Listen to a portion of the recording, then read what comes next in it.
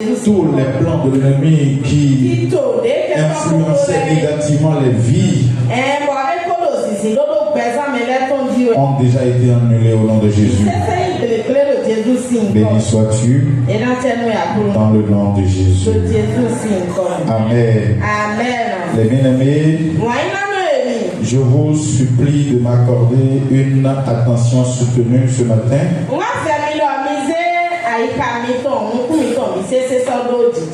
Ne serait-ce que pour les quelques minutes que nous allons passer ensemble.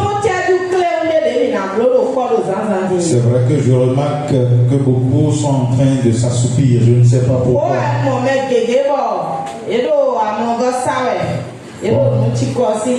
Peut-être pour les hommes et femmes mariés, ils ont eu des nuits mouvementées. Ça c'est légitime. C'est légitime. Mais le Seigneur a besoin de vous. Maintenant, pour les jeunes qui dorment, nous allons vous poser les questions qui se posent à la fin du culte. Que le Seigneur veille. Que chacun soit le gardien de son frère. Pour que nous nous aidions à rester en éveil jusqu'à la fin. Parce que ce message est très important pour nous tous. Romains 13, verset 7. Et c'est la première phrase. C'est la première phrase de ce verset qui va nous servir de thème pour le message.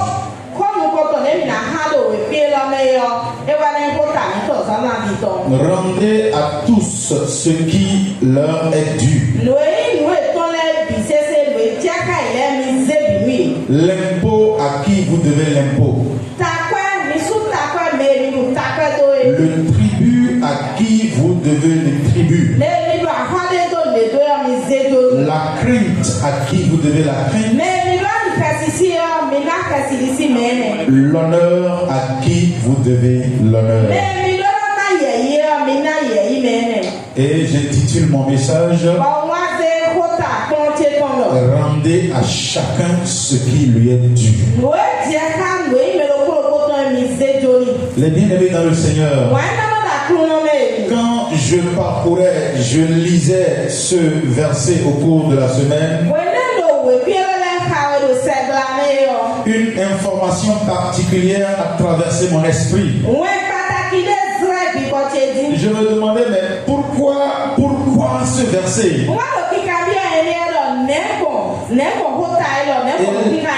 Et la chose me dit dans mon esprit, ça fait partie des problèmes que la plupart d'entre vous ont. Ce qui fait que vous n'évoluez pas. Ce qui fait que parfois vous êtes bloqué dans votre élan. C'est que vous devez des choses à certaines personnes, à certaines entités que vous devez obligatoirement donner.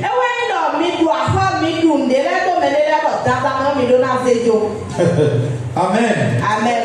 Nous, les chrétiens, nous avons cette mauvaise manie de croire que nous sommes des citoyens entièrement à part.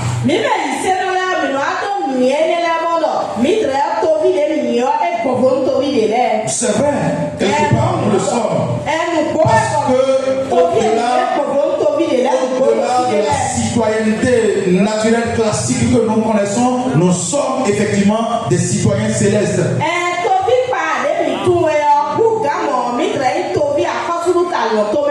Mais que nous le veuillons ou pas, nous sommes quand même citoyens d'une nation. Et la Bible nous impose de nous soumettre aux règles qui régissent la vie dans les nations dont nous sommes citoyens.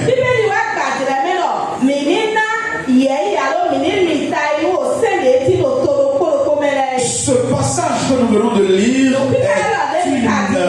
est une adresse de Paul à l'endroit des chrétiens romains.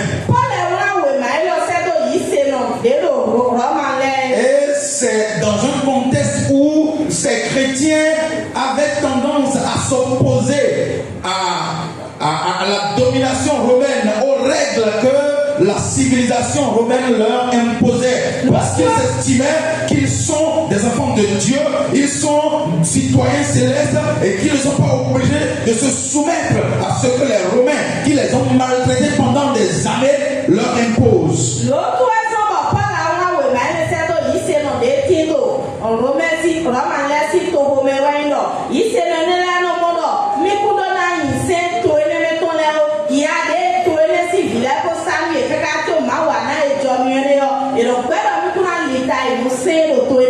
Et aujourd'hui, beaucoup de chrétiens développent la même attitude vis-à-vis des textes de la République.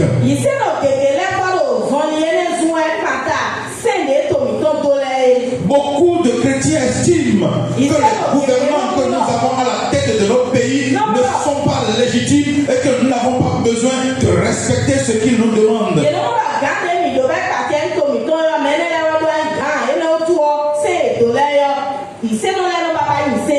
C'est vrai que lorsque la légalité s'allie à la légitimité, c'est intéressant et c'est beau.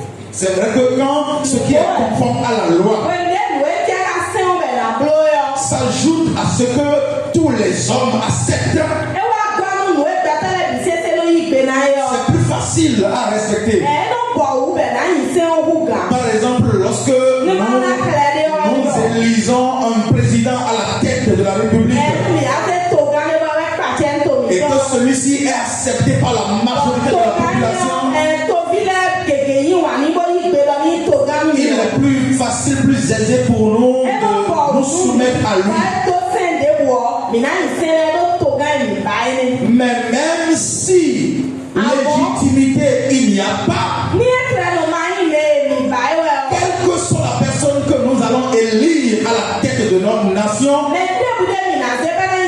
nous avons le devoir de nous soumettre à lui.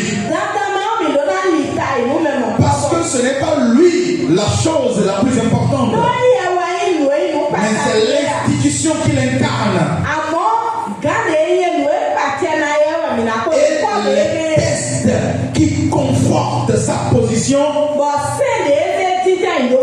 qui nous obligent à nous soumettre. Et donc Paul a attiré l'attention des chrétiens romains sur 4 choses fondamentales qui constituent des devoirs, des obligations qu'ils doivent respecter. Et ces mêmes choses sont importantissimes pour nous aussi aujourd'hui. La première des choses, Paul dit, donnez l'impôt à celui à qui vous devez l'impôt. C'est quoi l'impôt? C'est un prélèvement que l'État opère sur les ressources des personnes, physiques ou morales, afin de subvenir aux charges publiques.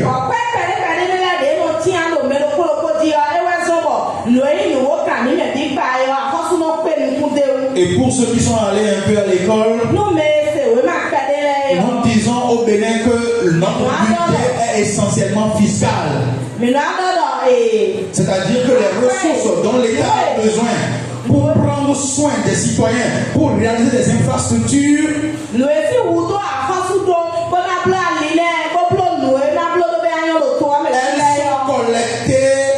sont réunies à travers les impôts qu'on collecte auprès des citoyens.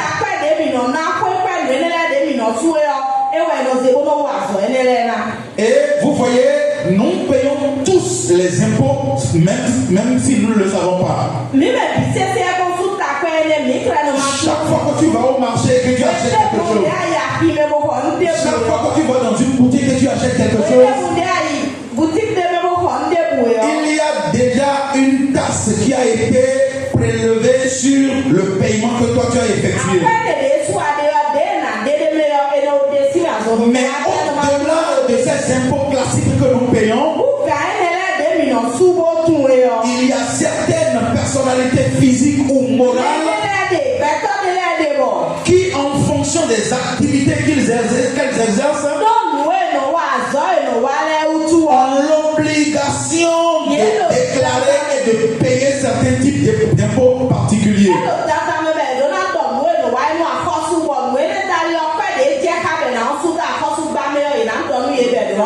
Et notre système actuellement au Bénin est un système fiscal, c'est un système déclaratif. C'est que c'est toi-même qui déclares l'activité que tu réalises et qui paye l'impôt correspondant.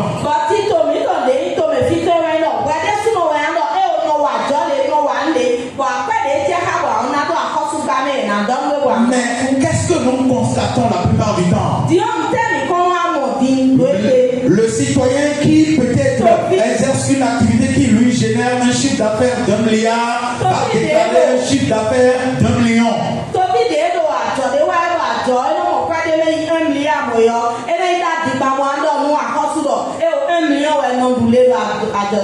Et ceci avec l'expertise des comptables qui sont très doués en la matière.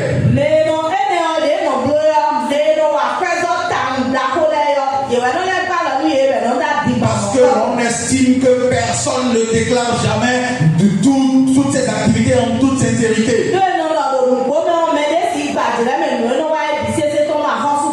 Mais cela s'appelle l'évasion fiscale. C'est-à-dire que nous mentons à l'État et nous le volons.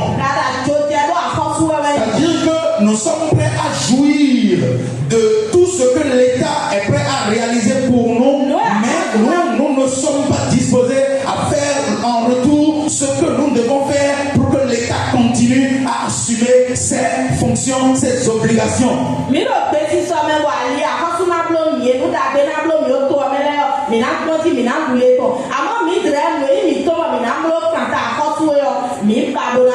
Et pour les enfants de Dieu que nous sommes,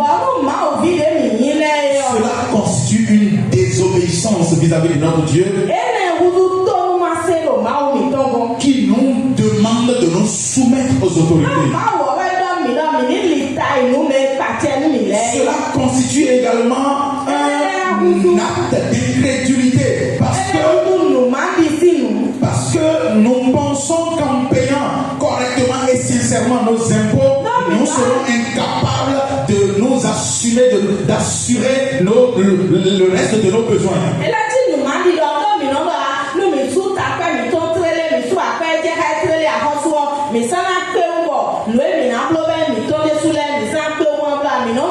Alors que la Bible nous dit que c'est la bénédiction de l'Éternel qui enrichit. Ce n'est pas le vol de l'État qui nous enrichit. Ce n'est pas le vol de l'État qui nous enrichit. Et souvenez-vous que Jésus lui-même a été mis à l'épreuve. Parce qu'il lui a été demandé de l'impôt. Pour voir si Jésus allait balayer du revers de la main cette imposition séculière. Mais qu'est-ce que Jésus a fait en son temps? Il dit: donnez à César ce qui est à César et à Dieu ce qui est à Dieu. Non. Ne venons pas jouer les super chrétiens ici. Ne venons pas jouer les super citoyens.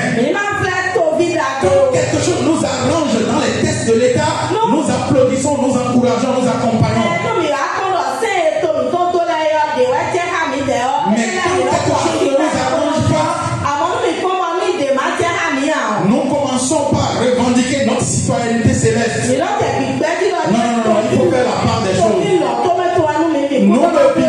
Nous ne vivons pas en esprit, nous ne sommes pas des esprits sur la terre. Nous sommes chers et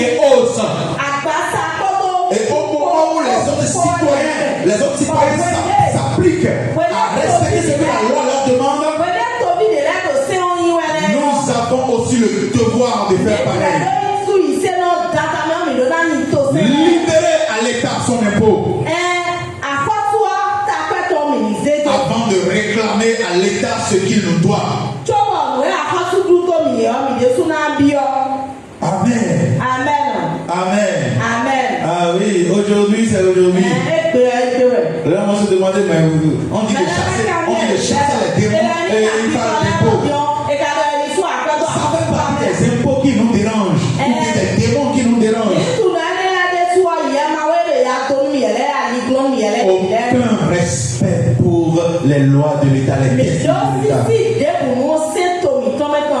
Nous devons nous repentir. Nous devons nous repentir. Il y a des citoyens qui ont des maisons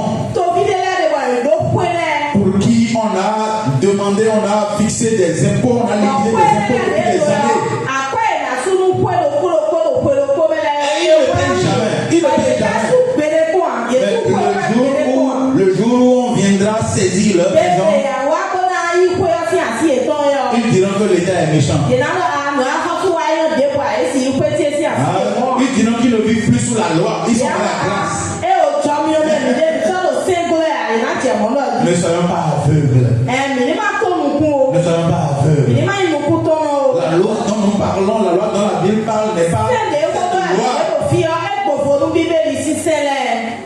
Ne soyons pas des chrétiens aveugles. Libérons à Dieu ou à l'État l'impôt qui lui revient. Sinon, cela peut constituer un blocage. On dit tous les jours pour le voleur, mais un jour pour le propriétaire. Un jour, ça finira par se savoir. L'évasion dont tu fais preuve finira par se découvrir. Et tu seras redressé. Le redressement fiscal. Tu auras emmagasiné des milliards. Mais on va tout te retirer. Respecte l'État. Libère ce qui lui revient. Et attends de voir si le Seigneur ne va pas te lever. Que le Seigneur nous bénisse. La deuxième chose que Paul a souligné,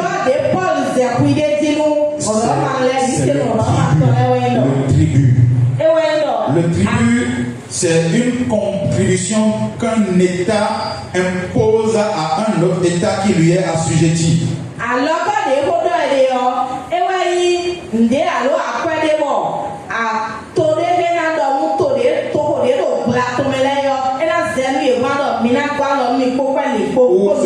Ou ce qu'une autorité impose à ceux qui lui sont soumis.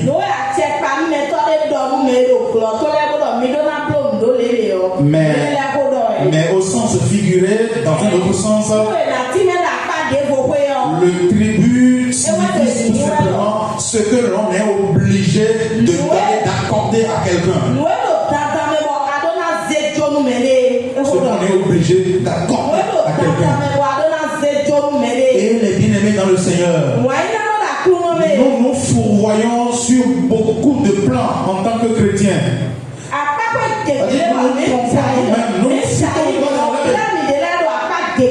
Beaucoup de plans. Juste parce que nous sommes chrétiens. Nous comprenons tout de travers, nous mélangeons tout. Le fait que nous soyons chrétiens ne nous empêche pas de respecter certaines obligations que nous avons. Ça me rappelle l'histoire d'un certain Toto à qui son propriétaire aurait demandé le loyer.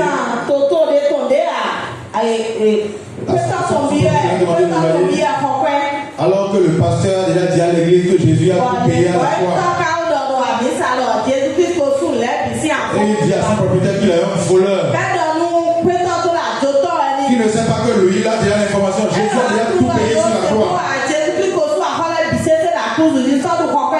Ça fait rigoler, mais il y a des chrétiens qui se comporte exactement comme ça. Depuis qu'il est devenu chrétien, il ne juge plus important de prendre soin de ses parents, par exemple.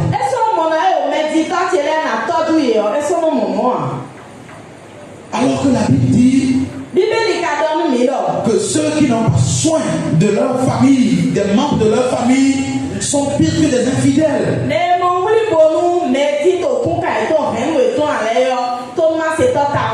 Nous devons le tribut à nos parents en tant qu'enfants.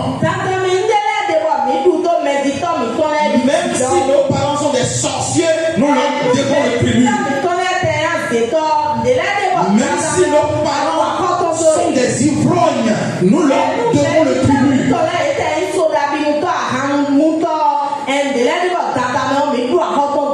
Même s'ils sont adultères, nous leur devons le tribut. Il y a des enfants qui ont le culot, le toupet de vouloir indiquer à leurs parents la conduite à tenir. De vouloir reprocher à leurs parents les choix qu'ils effectuent pour leur propre vie. Qui es-tu? Qui es-tu pour avoir le courage d'élever le temps sur ton propre père, sur ta propre mère? Est-ce que tu sais qu'il aurait pu t'avorter dès l'instant où ils ont su qu'ils ont un fœtus qui doit devenir un enfant?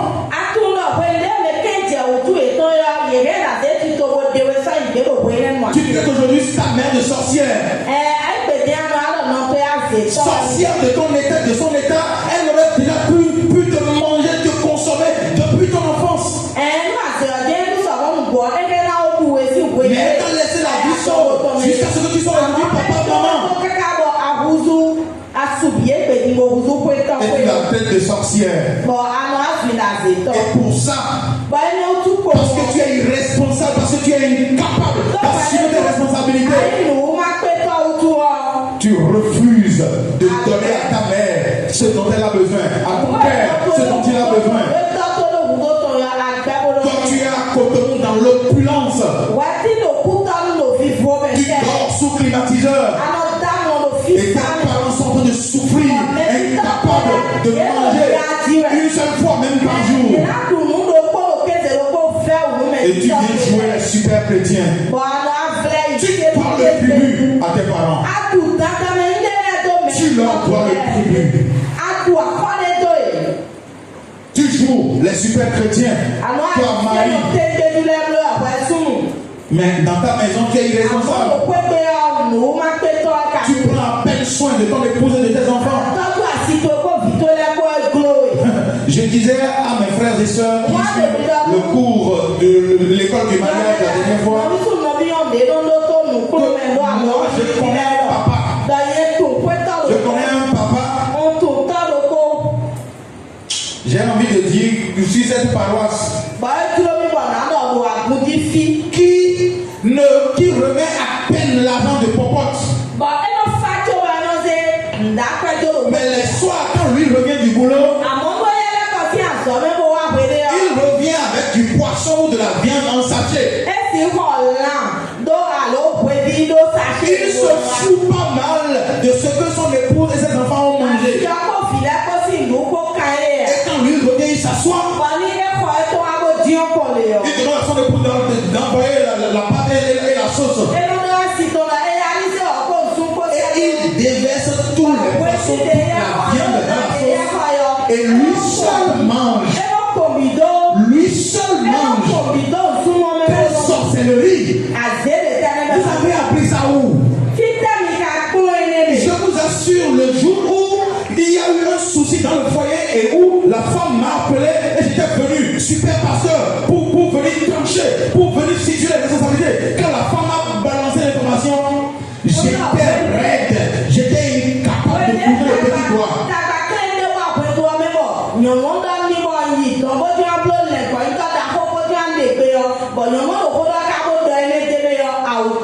Et comme ça, tu veux qu'on te respecte. C'est vrai, tu es un chef, tu as une autorité, on te donne du respect.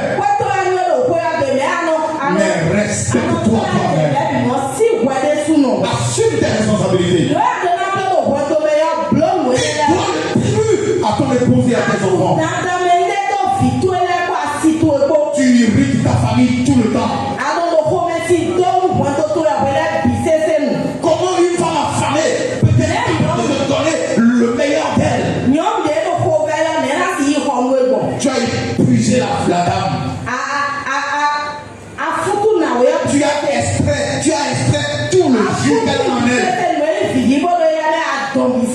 Et maintenant tu vois qu'elle est laide. Elle n'est pas présentable. Alors que c'est toi le démon qui la rend. Tu lui dois le tribut. Tu lui dois le tribut. Tu lui dois le tribut.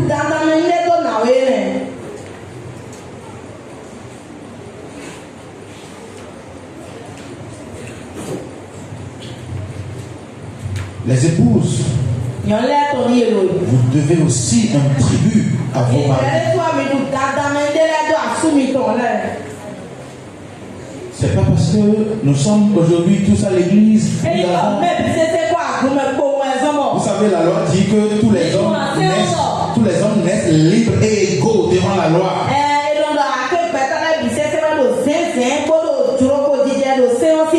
Mais dans la pratique, est-ce que nous sommes vraiment égaux? C'est vrai que nous avons tous la même valeur parce que nous sommes humains. La vie humaine a la même valeur. Quelle que soit notre couleur de peau, quelle que soit notre position. Mais dans la vie pratique, il y a de la hiérarchie. Ton propre fils,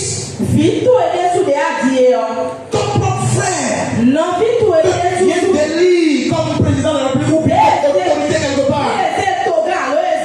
Si tu ne le respectes pas conformément à la loi, même si lui-même ne veut rien te faire de mal,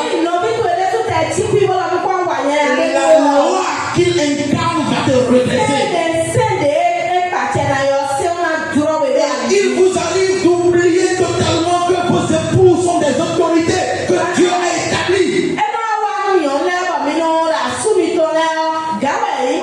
C'est pas parce que ton mari te considère comme sa copine, son ami, que tu vas te permettre de lui manquer du respect, de le traiter n'importe comment.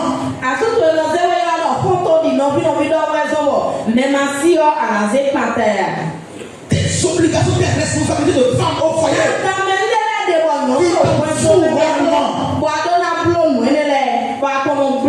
Tu prépares quand tu veux. Tu arranges la maison quand tu veux. Tu livres au monsieur ce dont il a droit seulement quand toi tu veux. Tu lui parles n'importe comment. Tu dois un tribut.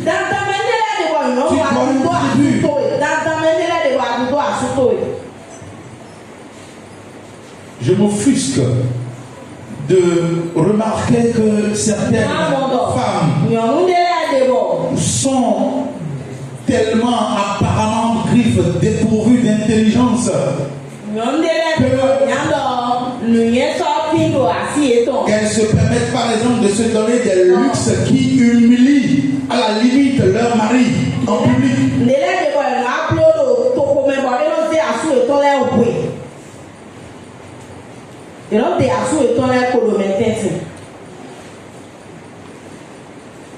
Un mari qui vient peut-être à l'église en moto et son épouse vient tout le temps elle en voiture. Et elle est fière.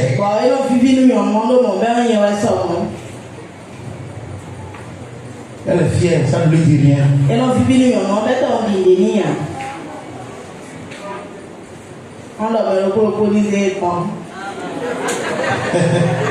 Ah oui, prends ta moto et je prends ma facture. Et peut-être par exemple quand on demande quelque chose en public.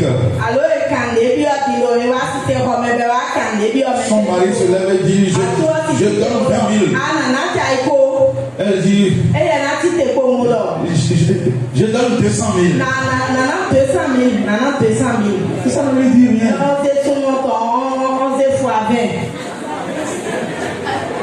Le contraire peut être possible.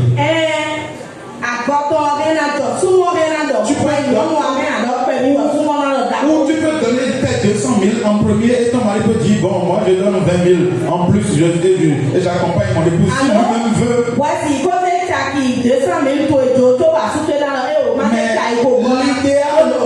L'idéal aurait été que tu consultes ton mari d'abord.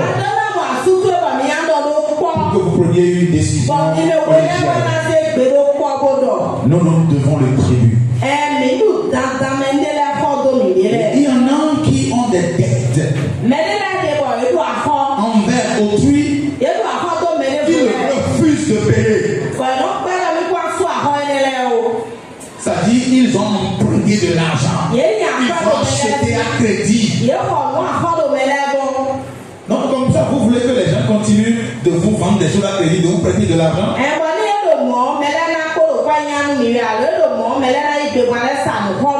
Il y en a qui sont experts dedans. Il y en a dans l'église maintenant. Lui, il doit à plus d'une dizaine de personnes dans l'église. Je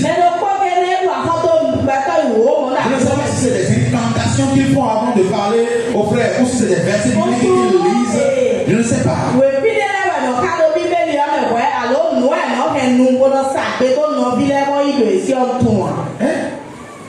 Et ils empruntent de l'argent pour tout le monde. De fortes sommes en plus.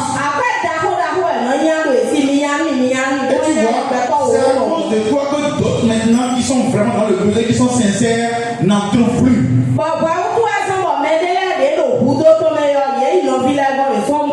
frères ne se font plus confiance entre eux. Et ce qui est malheureux, comme vous agissez ainsi à l'église et qu'on fait tout, vous ne voulez pas vous repentir, vous allez maintenant le faire au dehors. Et tout le monde vous connaît.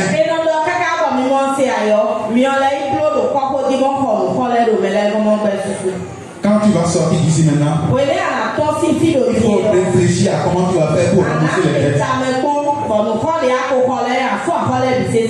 Parce qu'il y a une qui dit que celui qui rembourse ses dettes s'enrichit. Tu ne peux pas construire toute ta vie sur des dettes. Non, tout le monde s'endette, même nos États sont endettés.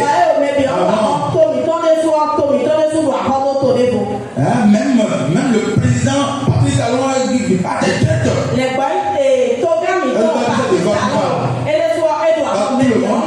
Tout le monde parle, tu veux partir, tu veux dire quelque chose. Comment tu vas vivre toute ta vie sur les dettes et laisser un héritage à tes enfants? Et tu vas mourir, tes enfants vont se mettre à pleurer. Et on va croire que c'est parce que tu leur es cher. C'est parce que tu leur as laissé trop de dettes. Les enfants pleurent.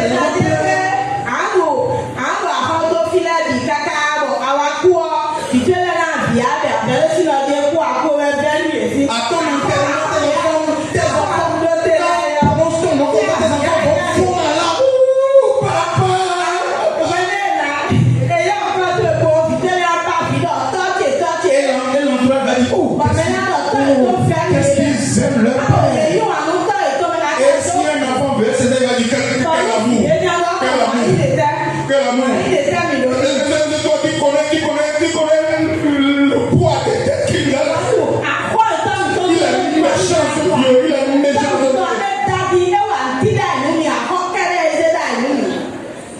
Toi, on t'a ouvert un cahier au restaurant. Et toi, tu manges même nourriture à crédit.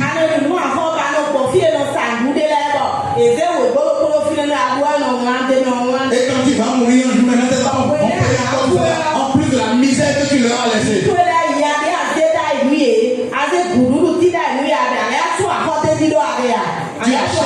te caches pour acheter du sodabi à crédit. Alors que tu es chrétien. Déjà le sodabi t'est proscrit. Et en plus tu vas acheter à crédit. de Jésus. Je dis sois délivré au nom de Jésus. La troisième chose sur laquelle je ne vais pas trop m'attarder, la crainte à celui à qui la crainte.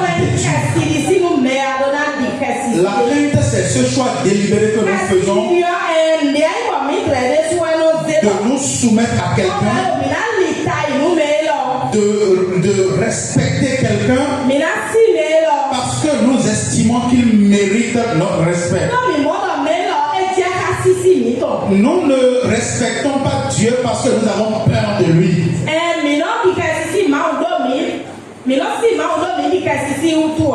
Mais parce que nous considérons qu'il est tellement souverain, qu'il est tellement bon, qu'il est tellement merveilleux, qu'il mérite le respect. Demande à ton voisin, est-ce que tu crains Dieu? Est-ce que tu crains Dieu? Vous savez, pour ceux qui suivent l'étude biblique, c'est lorsque Abraham a accepté de sacrifier son fils Isaac pour Dieu. C'est en ce moment que Dieu lui-même a dit, c'est maintenant que je sais que tu me crains.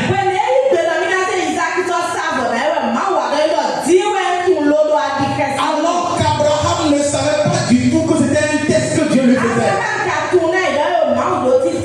Lui, il se contentait de respecter Dieu.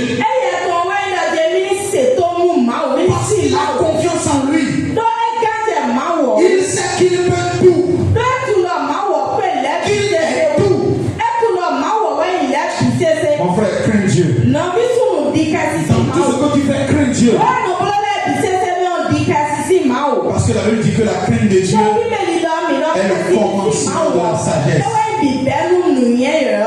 Crains Dieu. Il va te rendre sage.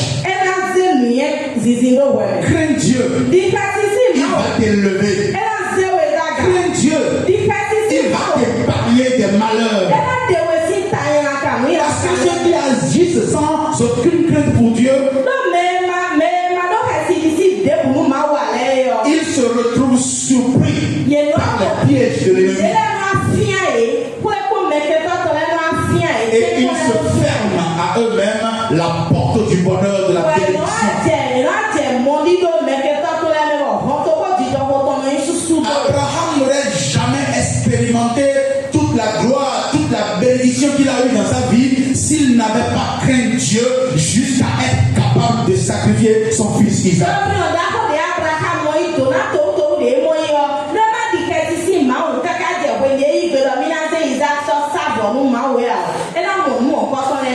Amen. Craignons Dieu. La quatrième chose que je trouve très très importante,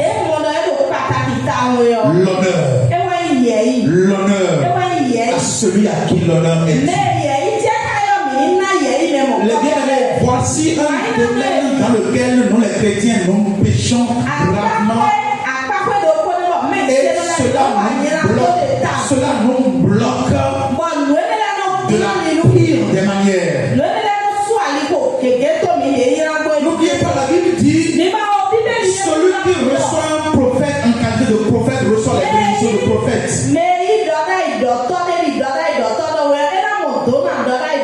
Celui qui reçoit un juste, un qualité de juste, reçoit les bénédictions de juste.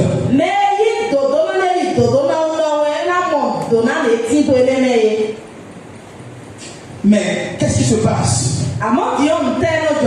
La proximité, la familiarité que nous avons avec le prophète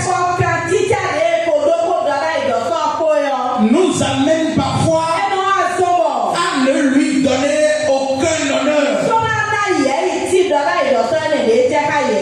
Alors que même si nous avons la même valeur en Christ, je vous ai dit que nous n'avons pas le même rang.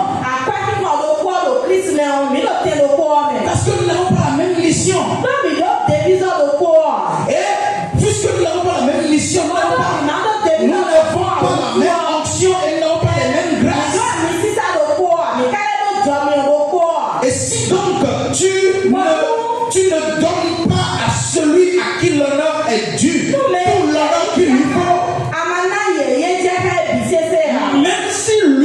n'a aucun souci avec ça.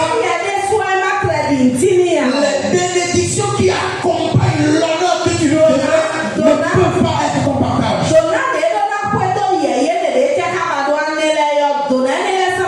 Jésus avait 12 disciples. Mais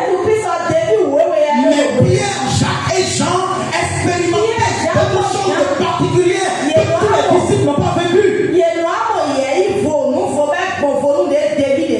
Parce qu'ils ont une intimité particulière avec le Seigneur. Oh, rappelez-vous, Jésus était tellement familier avec ses disciples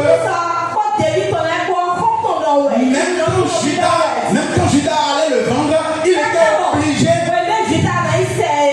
d'aller l'embrasser avant que ses ravisseurs ne sachent que c'est de Jésus qu'il s'agit.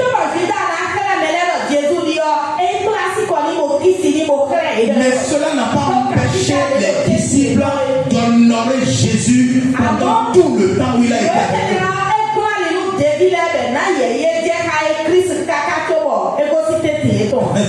Bien aimé, c'est vrai que par exemple, moi je suis familier avec tout le monde, nous sommes ensemble, nous mangeons, nous buvons, nous nous amusons et tout ça. Pour moi, c'est pas un problème.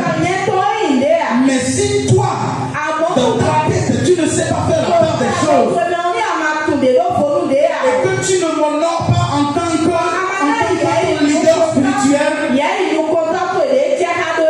même si je suis laid, même si je ne suis pas intelligent, même si je ne sais pas prêcher, même si je ne sais pas prier, il y a quand même une grâce qui accompagne l'appel que j'ai. Et si tu ne m'honores pas, que ce soit devant moi ou derrière moi, tu n'auras aucune part des bénédictions, des grâces que je transporte. C'est aussi naturel, c'est aussi simple que ça. Vous avez vu, Aaron et Myriam ont critiqué Moïse. Et vous remarquerez avec moi que tout ce qu'ils ont souligné sur Moïse était vrai. Mais il y avait un problème de légitimité. C'est-à-dire que tu dois avoir la capacité ou bien la position de quelqu'un qui doit parler pour parler. Et puisque Myriam n'était pas dans cette position-là, elle a servi de cobaye. Dieu l'a puni de lèpre. C'est pourquoi sincèrement, je voudrais vous inviter, vous mes frères, surtout quand des situations surviennent dans le concert des hommes de Dieu et que d'autres hommes de Dieu sont en train d'en parler entre eux là, il vaut mieux les laisser faire entre eux. Parce que vous pouvez vous attirer des choses que vous ne pouvez pas supporter, que vous ne pouvez pas gérer. Je le dis en toute sincérité. Vous savez que si Anne avait méprisé par exemple l'onction ou l'honneur du prophète Élie, vous savez que c'était fort possible qu'elle n'ait jamais pu accoucher de Samuel. Alors, même si le leader qui est devant est un enfant, même s'il est un prostitué, même s'il est un voleur, ne le regarde pas lui-même, mais regarde la position qu'il occupe. Regarde la mission que Dieu lui a confiée. Parce que si tu le déshonores, ce n'est pas en réalité lui que tu déshonores, mais c'est Dieu. Dieu pouvait dire à Samuel qu'il se plaignait lorsque le peuple avait réclamé un roi. Dieu a dit non, ne te préoccupe pas. C'est pas toi qu'ils ont rejeté, c'est moi qu'ils ont rejeté. Tu vois,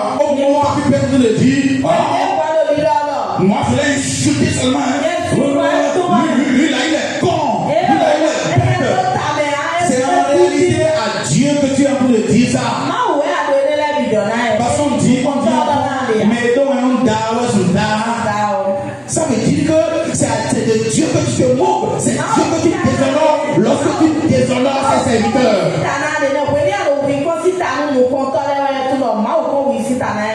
Mais quand Élisée a honoré Élie,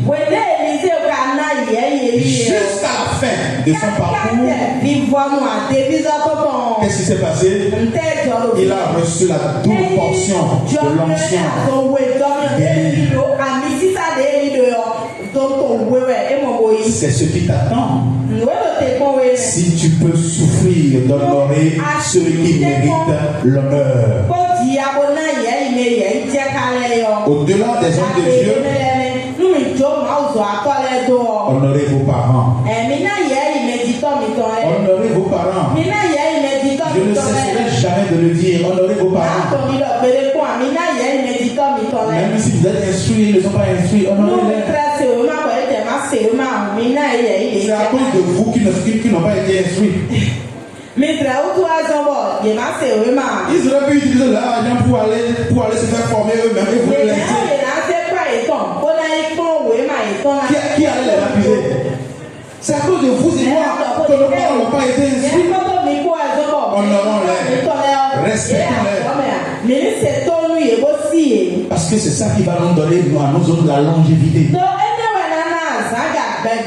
Cesse de voir le sorcier ou la sorcière partout. Comme je le dis d'habitude, vous et moi, nous allons aussi vieillir bientôt. Et nous allons devenir les nouveaux sorciers. Honorons nos aînés. Parce que celui qui n'honore pas ne sera pas honoré. Celui qui n'honore pas son père et sa mère peut ne même pas avoir la grâce de devenir père un jour ou mère un jour. Je vous dis la vérité. Toi qui as décidé, qui as juré que tu ne feras plus rien pour tes parents. À l'instant même, répands-toi. Parce que ton honneur futur en dépend.